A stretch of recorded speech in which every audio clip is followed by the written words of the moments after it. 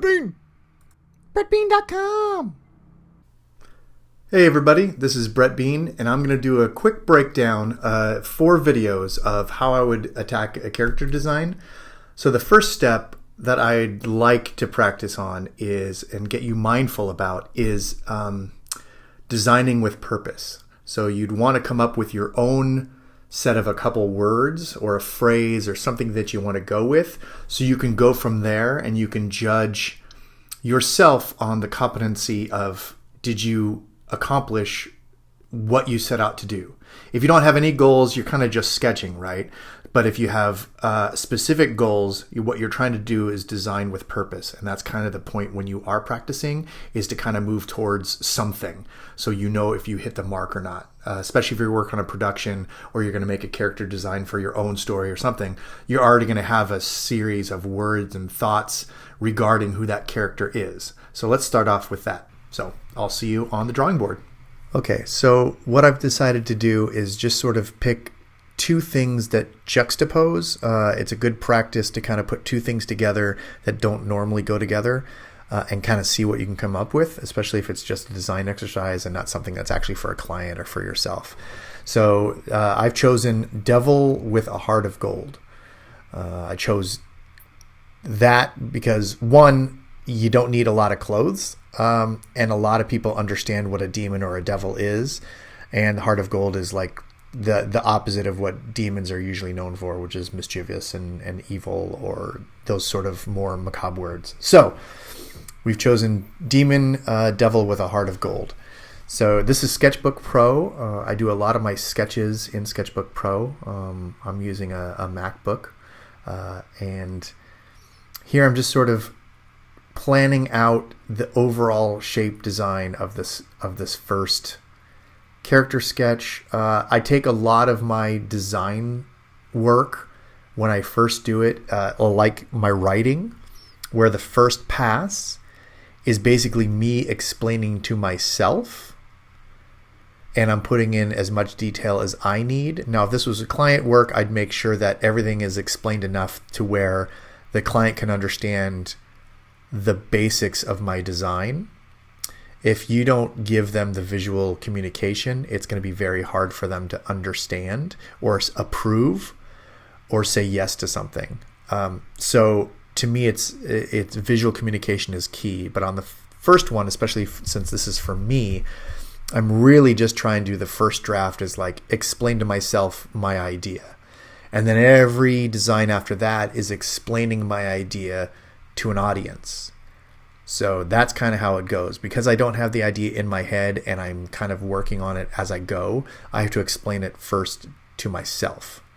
You can see I start to, this arm was in the wrong position and starting to almost look not good in that region.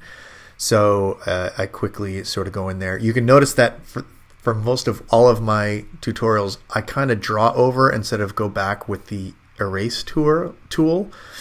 I'm trying not to be precious at all, because that's not the point of this part or exercise. And what I think is, when I'm trying to do a finished drawing, I tighten up. So if I just sort of scribble and not worry about it, it's much easier not to get bogged down with that fear and that worry to make something like finished and done.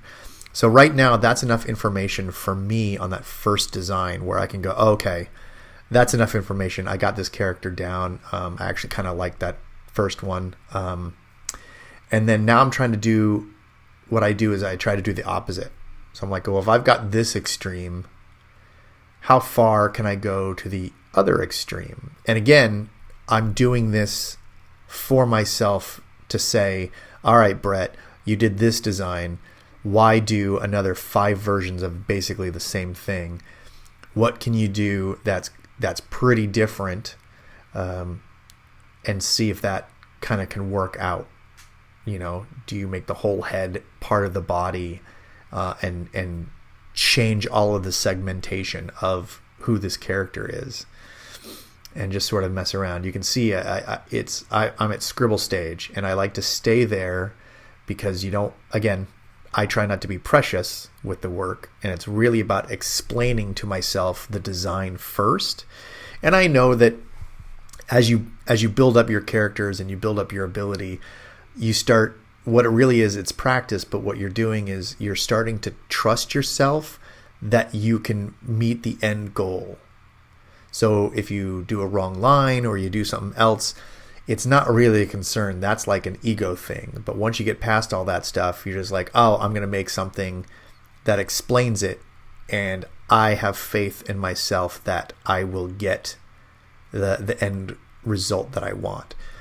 This is me kind of doing two different versions of horns just to kind of, again, play with, hey, Brett, what looks best to you? If I was doing this for a client, it wouldn't be, hey, Brett. It would be, hey, client, you're the one paying for this.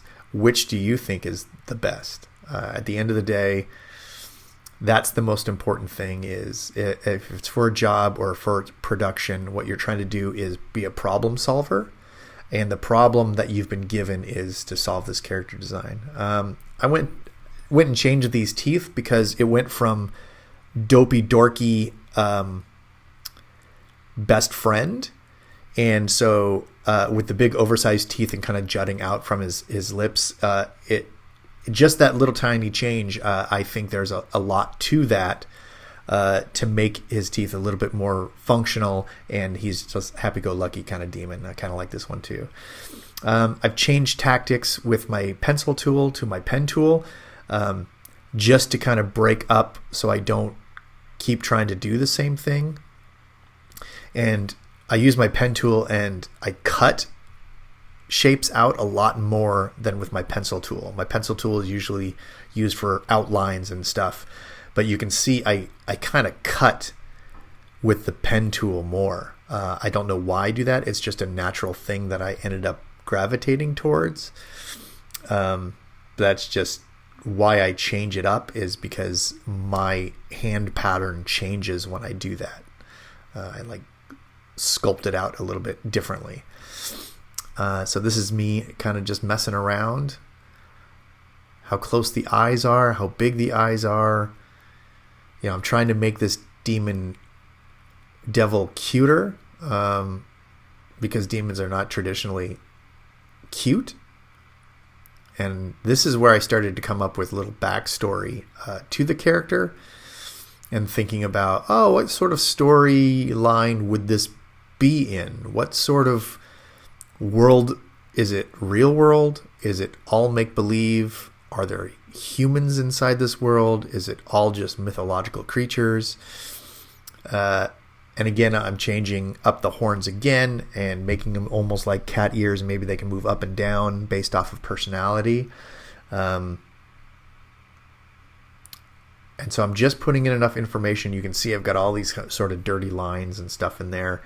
I'm just saying, all right, something around here. Okay, something over here. There's going to be hair over this way. I kind of had a point at the beginning that no matter what the creature was going to be, the demon was going to be no clothes. But then I also vary that as well. I couldn't tell which side to put the tail on. So I kind of put it back and forth, and kind of I still not sold on that one. But not everyone is going to be the one I choose, so I try not to dwell too much. But I like the little tiny hair strands. So each one has something that I relate to, or say, ooh, that was on the successful side for what I am trying to accomplish. Right? Not everyone's going to be a banger, but, and here I'm trying to make one a little bit more on the female side, and even more cartoonish, and see how far I can push something until it's like, oh, you know, that's broken, or that doesn't work. You know, so this is going to be even more extreme to this little tiny, basically like a happy thumb with eyes and a face, and you know, more thinner pointed horns. And again, if you're doing this project for yourself, you can do this wild variation of stuff. If you're doing this for a client, or there's sort of a style guide and you're doing characters that live within a universe already, of course you'd be adhering to what the shape language is, or what is going on already in the world, or if they have environment designs and they all look like real world, you're not going to be designing characters like this, right? So depending on who you are, what things you gravitate towards, whether it be animation or live action or whatever, you can still do a series of designs in your style, and it will still translate, because all of these movies and these TVs and these comic books and video games and board games and everything, they still, all those premises still work. If you said Demon with a Heart of Gold, but it's going to be live action with a couple of actors, and then it's going to be an all CG character, you can work within those parameters. Your shapes are going to be different, but you can still explore in the exact same way. You're just going to change what your shapes are going to look like. So this is me using the pen and sort of really harrying her up, and making her a little bit more Muppet-esque than Demon. In my mind's eye, I'm kind of thinking about color, but I also know that with every design choice, when you go to the next phase, things will change. So things won't always stay the same. And then what I like to do is I like to grab a big flat brush and really make something shape-wise that I would never make in any other way. I can't make the same lines this way. It's a flat tool that actually sometimes upsets me because it's not perfect, and it sort of makes weird things that I'm like, I don't know if I really like that shape. But what it does is it forces me to think about the design in a new sense, instead of the way I would normally do. Because we gravitate towards certain shapes, we gravitate towards certain looks, we gravitate towards certain things as designers. And when I use this flat brush, I can't gravitate towards any of my normal shapes. So it gets me out of my comfort zone. And the worst case scenario is you get a bad drawing. I mean, that's a first world problem, right? So what I do is after I get that, then I sort of put the opacity down at 50%, and I sort of just draw on top of that and try to find something in there. You can tell again, horns were a big deal, at least from my mind in this design. So you can see 5 different attempts at what the horns might look like. If it was for a client, that's one of those things that would be a full discussion with them of what horns feel right. They can say, oh, I like the body of number 1, but I like the horns of number 4, and then you go and make a Frankenstein monster. So a lot of production is problem solving. So if you think about your character designs as solving a problem instead of having a portfolio piece, you will get more out of that. One, you'll get a better design, and your headspace will be in the right place to make design decisions that are based in what you're trying to accomplish. Because if you just make like a drawing that's good and you go, oh, that's a good drawing, you sort of end up stopping and going, okay, I don't want to screw it up. I don't want to go further than that. But what you're really trying to strive for is, how do I solve the problem as best as I can within the parameters, the deadline, and the time you have to devote to it. That could be based off of hours that they give you. It could be based off of a deadline that you have arbitrary. It could be just you only have a couple hours before you got to go pick up the kids. It could be so many things, right? So within those parameters that you make for yourself, that's the important part. This one is actually very reminiscent of a kid I knew in Portugal, and I ended up kind of making him a demon child because I kind of personally kind of thought of him as a demon child. He was a crazy kid. And so a lot of that comes out where I'm thinking of him, and I'm starting to put a little bit more clothes where it's almost like, oh, maybe this is like a demon Jungle Book sort of feel to this kid, where he loves going off into the real world, even though he's not supposed to, because he just has a sense of adventure. So as you work, you sort of push yourself into story moments. I didn't like the drawing of his face. I thought it was too familiar to one of the other ones.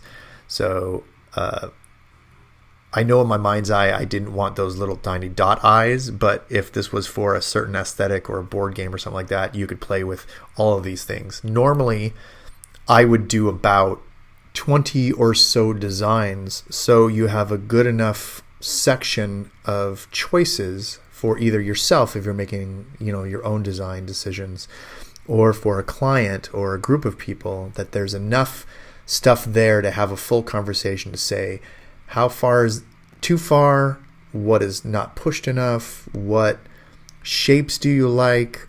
So you need that variety to sort of be there so you can play around with it. At this point, this is where I start to really get silly and sort of say, okay, what if this was just totally overgrown, Tarzan-esque Jungle Book Mowgli sort of feel to this demon, and sort of really play off of like his sense of adventure, but at the same time keep some of it recognizable. And that's the thing I wanted to get at, is how do you change the parameters of what demon means, but at the same time, what are the iconic things that people relate to? And that could be anything, right? It could be from an animal. There are certain things that each animal has that you think is iconic that you need to place in there, or else it doesn't look like that animal, or a certain shape. It could be the same thing as, medieval, warrior has certain shapes and connotations to it, and then you mix it up with sci-fi. There's certain things that you blend and mix, and that's up to the designer. So you want to pick things that have something that people can recognize, and how do you change that to where they go, oh, I get it, but it's different at the same time. So it's a tough balance to do, and then you just kind of play off of those things.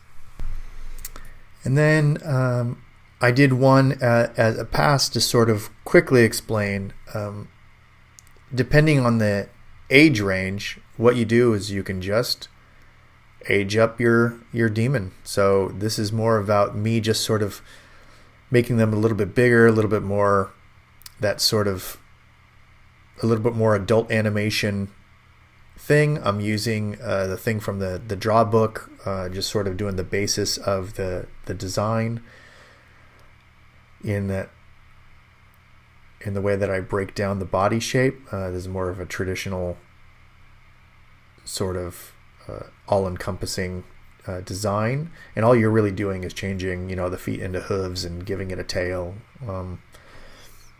But I would build all of my characters like this and sort of just go, oh, okay, let's mix it up. I'm thinking about story now even more, and saying like, oh, okay, this is a character that lives in a universe, and so maybe it has like some rings and some like not a belt and stuff, but I wanted the character to kind of be as simple as possible, but maybe there's a little bit of human stuff in it. And I still liked the broken horn, so I added that one. Also because the character probably goes against archetype, that he doesn't have a lot of friends within his community because he is, a demon with a heart of gold, and actually just wants to help people. And so he's got a broken horn that sort of is a metaphor. And those are the kind of things that you think about as you're designing. Thanks for watching.